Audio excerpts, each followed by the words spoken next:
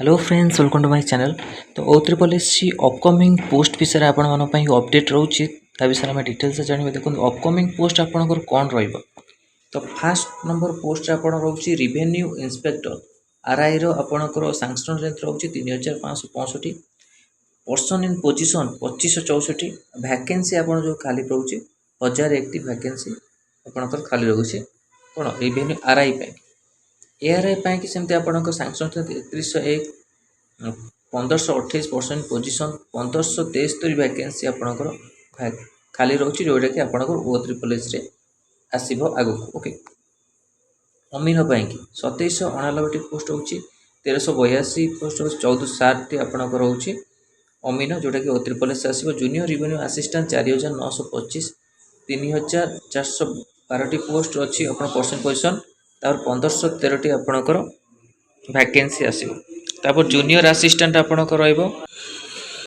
Junior assistant आपनकर आसीबो 131 T आपनकर sanction stage रहउची 67 T रहउछन position रे 104 टी पोस्ट रहउची आपनकर जूनियर असिस्टेंट। ए तो एई सब आपनकर जो होउची नॉन कोन मेडिकल पोस्ट कोन मेडिकल पोस्ट नुई ता सहित आउ कोन आपनकर O3 से आसेर अछि PEO panchayat executive officer data entry operator HEW आउ बीएडब्ल्यू ये सब पोस्ट रो अपडेट आगो आपनकर आसीबार अछि।